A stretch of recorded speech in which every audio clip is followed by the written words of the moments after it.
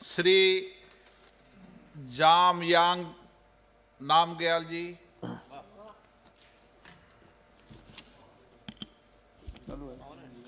धन्यवाद अध्यक्ष महोदय। मैं महामहिम राष्ट्रपति जी के उद्बोधन पे धन्यवाद प्रस्ताव के समर्थन में खड़ा हूँ। अध्यक्ष जी, कल 2 दिन से धन्यवाद प्रस्ताव पे जो चर्चा चल रहे थे, मैं पूरे हर एक के भाषण को सुन रहा था, तो ज़्यादातर ने किसान को लेके, कोविड को लेके और बहुत सारे देश के मुद्दाओं को लेके कहा, लेकिन मैं और भी एक देश का मुद्दा एब्रोगेशन ऑफ आर्टिकल 370 को लेके, लद्दाख जो कि पिछले 1 साल पूरा देश के लिए चर्चे में रहे, लद्दाख को लेके, जम्मू कश्मीर को लेके, इन विषयों को टच करते हुए अपने बात को मैं संक्षेप में लाना चाहूँगा। मैं सबसे पहले देश के माननीय प्रधानमंत्री जी को धन्यवाद देना चाहूँगा कि कोविड महामारी से लेके गलवान की सुरक्षा से लेके जितने भी देश के सामने, सरकार के सामने जो चैलेंजेस है, चाहे सोशो पॉलिटिकल हो, इकोनॉमिकल हो, बॉर्डर सिक्योरिटी हो, बहुत सारे चैलेंजेस नेचुरल है, बहुत सारे चैलेंजेस मेड है, तो इन सब के आगे देश के प्रधानमंत्री जी ने 56 इंच का सीना तान के आगे बढ़ने का जो काम किया, उसके लिए मैं पूरे देशवासियों की ओर से माननीय प्रधानमंत्री जी को नमन करना चाहता हूं। अध्यक्ष जी, आर्टिकल 370 एब्रोगेट करके जम्मू कश्मीर और लद्दाख को यूटी बना के पिछले 1.5 साल का जो तजुर्बा रहा, मैं उसको देश के सामने आपके माध्यम से सदन में रखना चाहता हूं, क्योंकि हमारे सदन के नेता प्रतिपक्ष कल ज़ोर से चिल्ला रहे थे कि लद्दाख में क्या हो रहा है, लद्दाख में क्या हो रहा है, जम्मू कश्मीर में क्या हो रहा है। सर, लद्दाख में क्या हो रहा है, मैं कुछ सूची में ध्यान आकर्षित करना चाहता हूं। देश के इतिहास में पहली बार यूनियन टेरिटरी बनने के बाद लेह और कारगिल को मिला के 2019 से 2020, 2020 से 2021 तक यूनियन बजट में हमें 7,000 करोड़ जो मिला, 2021 और 2022 में 5,958 करोड़ जो है इस बजट में जो प्रपोज किया। कुल मिला के यूटी बनने से अभी तक लद्दाख के 2 डिस्ट्रिक्ट के लिए 13,000 करोड़ जो है बजट में देने का काम इस मोदी सरकार ने किया है, जो अपने आप में एक इतिहास है। मैं एमपी बनने से पहले लद्दाख ऑटोनोमस हिल डेवलपमेंट काउंसिल का 6 महीने का मुझे चेयरमैन के रूप में काम करने का मौका मिला। तब हमारा ऑटोनोमस काउंसिल का बजट केवल 55 करोड़ ही होते थे, और उस 55 करोड़ में पूरे डिस्ट्रिक्ट जो कि 45,000 स्क्वायर किलोमीटर का एरिया है, उसमें सभी डिपार्टमेंट्स को चलाना, आधे से ज़्यादा पोर्शन सैलरी में जाते थे। लेकिन उस काउंसिल के बजट को 4 गुना बढ़ा के देश के प्रधानमंत्री ने 232.41 करोड़ दे के दोनों काउंसिल को फाइनेंशियली एम्पावर किया, और साथ ही साथ जम्मू कश्मीर रीऑर्गेनाइजेशन होने के बाद अब लद्दाख ऑटोनोमस हिल डेवलपमेंट काउंसिल लेह और कारगिल दोनों गवर्नमेंट ऑफ इंडिया के साथ डायरेक्टली जुड़ा है। तो लद्दाख ऑटोनोमस हिल डेवलपमेंट काउंसिल के एक्ट अमेंडमेंट करके लद्दाख वालों के एस्पिरेशन को ध्यान में रखते हुए लद्दाख की ज़मीन को लेके, इन्वायरमेंट को लेके, एम्प्लॉयमेंट को लेके, कल्चरल आइडेंटिटी को लेके 6 शेड्यूल में जो डिस्ट्रिक्ट आते हैं उससे भी ज़्यादा कॉन्स्टिट्यूशनल सेफगार्ड देने का बात हमारे होम मिनिस्टर साहब ने हमें आश्वासन दिया। मैं उसके लिए माननीय मोदी सरकार को बहुत बहुत धन्यवाद देना चाहता हूँ। अध्यक्ष जी, हर डेवलपमेंट का बुनियाद जो है एजुकेशन होते हैं। मैं पिछली बार जब 370 पे बोल रहा था, तब मैंने चिल्ला के बोला कि एजुकेशन पे पिछले 70 साल हमें कितना वंचित रखा, लेकिन तब से लेके आज तक एजुकेशन सेक्टर में माननीय मोदी जी ने लद्दाख यूनिवर्सिटी देने के काम किया, और यूनिवर्सिटी आज चल रहा है। 2 डिग्री कॉलेजेस लद्दाख में दिया, डीम यूनिवर्सिटी का स्टेटस CIBS को दिया, national skill training institute Ladakh में दिया, फूड क्राफ्ट इंस्टीट्यूट लेह को अपग्रेड करके इंस्टीट्यूट ऑफ होटल मैनेजमेंट बनाने का काम मोदी सरकार ने किया। उसी तरह 20 स्कूल में NCC का जो यूनिट खोलने का निर्णय लिया। उसी तरह कारगिल में इंजीनियरिंग कॉलेज खोलने का जो डिसीजन लिया।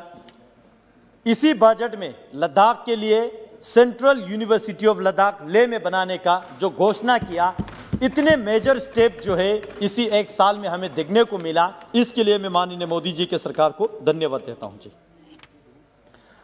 हेल्थ सेक्टर के मैं थोड़ा बात करूं, लद्दाख बहुत सारे एरिया बड़ा है, बर्फीला क्षेत्र है, दुर्गम है, दुर्लभ है, बहुत सारे सब डिवीजन एरिया जो है डिस्ट्रिक्ट हेडक्वार्टर से कट ऑफ रहते हैं, जैसे कि ज़ांस्कार, न्यूमा, टंगसे।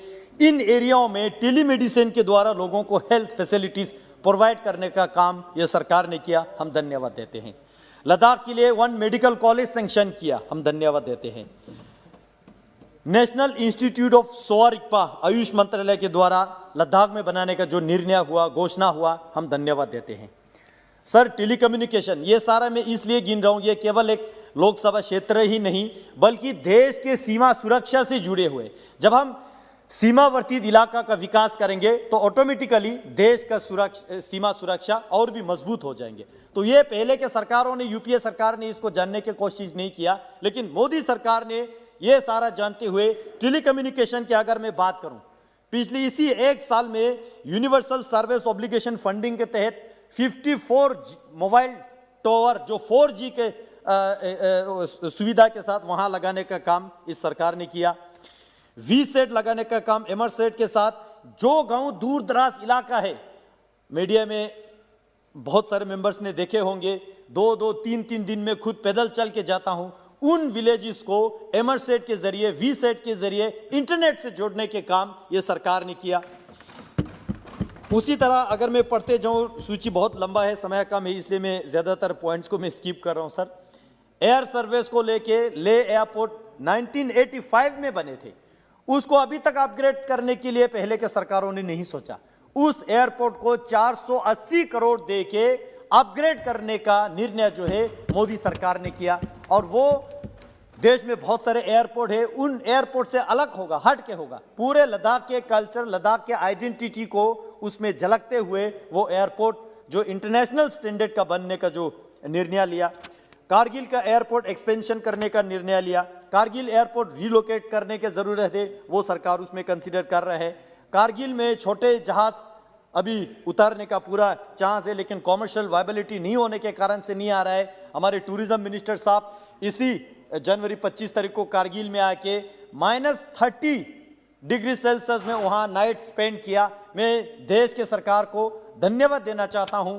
सरकार ने कारगिल को सीधा दिल्ली के साथ जोड़ने का काम किया, और वहां जो गैप फंडिंग आता है कॉमर्शियल फ्लाइट के लिए, वो टूरिज्म मिनिस्ट्री की ओर से देने के बाद किया। मैं धन्यवाद देता हूं सर।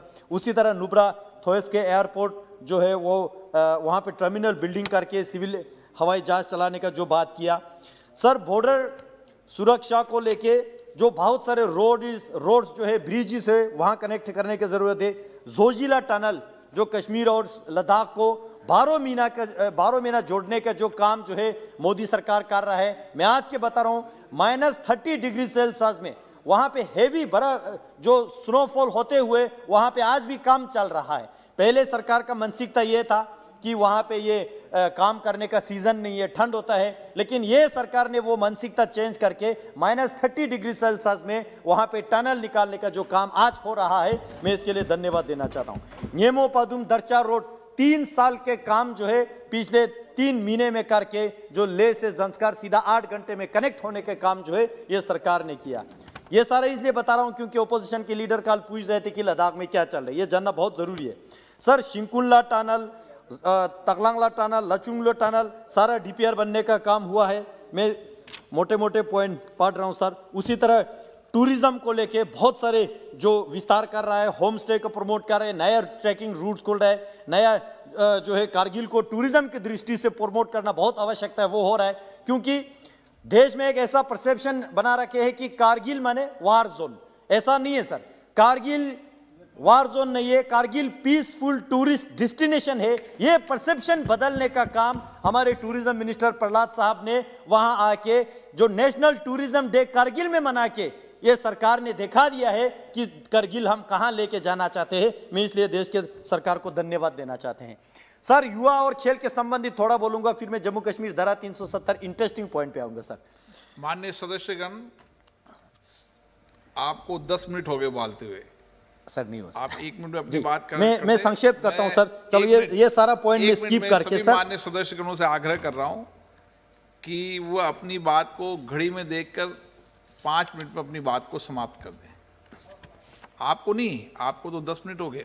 और माननीय सदस्य सर 1-2 पॉइंट सर जरूरी। कल अधीर रंजन जी पूछ रहे थे कि चाइना आके हजारों किलोमीटर लेके गया। ये सच बता रहे हैं सर, चाइना आके हजारों किलोमीटर लेके गया। मैं डेटा के साथ बताऊं, अक्साई चीन 27,250 किलोमीटर 1962 में कांग्रेस के टाइम पे लेके गया। ये रिकॉर्ड में जाना चाहिए। त्यापंगनाक छबजी वैली जो कोरजोक से 250 किलोमीटर चुमुर एरिया में 208 तक यूपीए सरकार के टाइम पे ले गया। अधीर रंजन जी सच बता रहे हैं। जोरावर फोर्ट जो धिमजोक में थे उसको तोड़ के चाइना के पीएलए ने 2008 तक वहां पे ऑब्जर्विंग पॉइंट बना दिया। 2012 तक ये कांग्रेस के टाइम पे हुआ।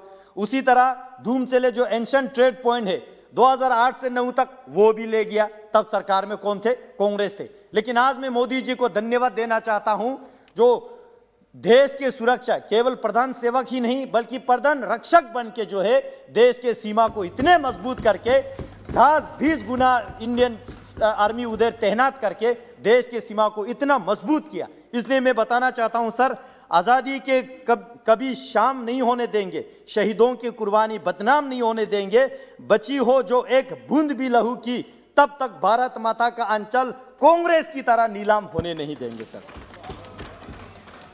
सर आर्टिकल 370 पे मैं थोड़ा सा बोलना चाहूंगा, क्योंकि सदन में डॉक्टर फारूक अब्दुल्ला साहब ने बड़ा अच्छा इमोशनल स्पीच दिया और उन इशारे में ये बता दिया कि ये सरकार जो है मुस्लिम विरोधी है, ये जो है धर्मनिरपेक्ष करते हैं। लेकिन मैं बताना चाहता हूं सदन में सर, जब फारूक अब्दुल्ला साहब के सरकार वहां पे थे 370 वो लोग एंजॉय कर रहे थे। गुज्जर बकरवाल समुदाय जो गुज्जर बकरवाल समाज जो है 100% मुस्लिम है सर, कभी ऊपर उभारने नहीं दिया।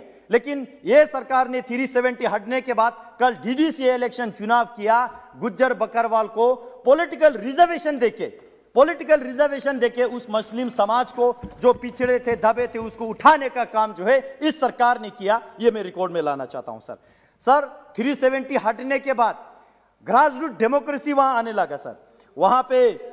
वहां पे जो है डीडीसी इलेक्शन हुआ, वहां पे ब्लॉक डेवलपमेंट काउंसिल का चुनाव हुआ, वहां पे जो है आज केवल 87 एमएलए का इलेक्शन नहीं, 40,000 से ज्यादा पंच एंड सरपंच इलेक्टेड है इस सरकार के दौरान। 3,000 से ज्यादा ब्लॉक डेवलपमेंट काउंसिल का चेयरमैन इलेक्टेड है, 280 से ज्यादा डीडीसी का मेंबर जो है वहां पे। और इतना जितना भी चुनाव हुआ उसमें एक बंदूक नहीं चले, एक चिड़िया के जान तक नहीं गया। वाजपेयी साहब कहते थे जमहूरियत, कश्मीरियत और इंसानियत, इससे बढ़िया जमहूरियत हमें क्या चाहिए। जो डिस्ट्रिक्ट जो है टेररिस्ट के लिए माना जाते हैं, मैं नाम नहीं लूंगा बुरा लगेगा, उन डिस्ट्रिक्ट्स में इस बार 60% 70% वोट होने लगा। 70-80 साल के बुजुर्ग जो है खुद चल के वोट डालने के लिए आया, जो पिछले 30 साल तक वोट डालने के लिए नहीं आया सर। तो इससे ज्यादा जमहूरियत क्या चाहिए। इस सरकार के दौरान कश्मीर में शूट एट साइट का एक बार भी ऑर्डर नहीं हुआ। इससे ज्यादा इंसानियत क्या चाहिए, इससे ज्यादा जमहूरियत क्या चाहिए, इससे ज्यादा कश्मीरियत जो पीसफुल और क्या चाहिए। जो अटल जी ने जो हमें मार्गदर्शन दिया उस पे माननीय मोदी जी के सरकार चलने का जो काम कर रहा है सर, मैं एक जरूर ध्यान आपके आकर्षित करना चाहूंगा। जो आज फारूक साहब ने यहां पे कहा कि यह सरकार मुस्लिम को नहीं पसंद करता है, ऐसा नहीं है सर। ये फारूक साहब मुस्लिम है, आप हिंदू है, हम बौद्ध है, हम ये सारा ये जो है ये इस देश का खूबसूरत गुलदस्तान है। लेकिन कुछ आइडियोलॉजी से हमें प्रॉब्लम होते हैं सर। फारूक साहब कहते हैं चीन के मदद से 370 वापस लाएंगे, ये हमें स्वीकार नहीं है। महबूबा मुफ्ती जी कहते हैं जब तक 370 वापस नहीं आएंगे तिरंगा नहीं उठाएंगे, ये हमें स्वीकार नहीं है। कारगिल में कांग्रेस का काउंसलर कहते हैं आधा लद्दाख यानी लेह डिस्ट्रिक्ट कांग्रेस चाइना को दे देना चाहिए, ये हमें स्वीकार नहीं है। ऐसा विचारधारा जो है हमें स्वीकार नहीं है, इसलिए जो है ऐसे विचारधाराओं के साथ हम अंतर करते हैं। अन्यथा देश के मुसलमान के साथ, देश के क्रिश्चियन के साथ, देश में जितने भी लोग रहते हैं किसी के साथ हमें प्रॉब्लम नहीं है। इस देश का नारा है सबका साथ, सबका विकास और सबका विश्वास। आपने मुझे समय दिया बोलने के लिए, तो और भी बहुत सारे हैं जो anti corruption bureau Jammu Kashmir में लगा के, रोशनी एक्ट में जमीन घोटाला कितना हुआ, क्रिकेट में कितना घोटाला हुआ, वो सारा धीरे धीरे बाहर आ रहा है। सर, कस्टोडियन और इवैक्यू प्रॉपर्टी एक्ट खत्म करने की जरूरत है। मैं आपके माध्यम से सरकार के ध्यान आकर्षित करना चाहूंगा। बहुत बहुत धन्यवाद सर, कहने के लिए तो बहुत कुछ है लेकिन समय के कमी, आपने मुझे बहुत समय दिया, बहुत बहुत धन्यवाद जी।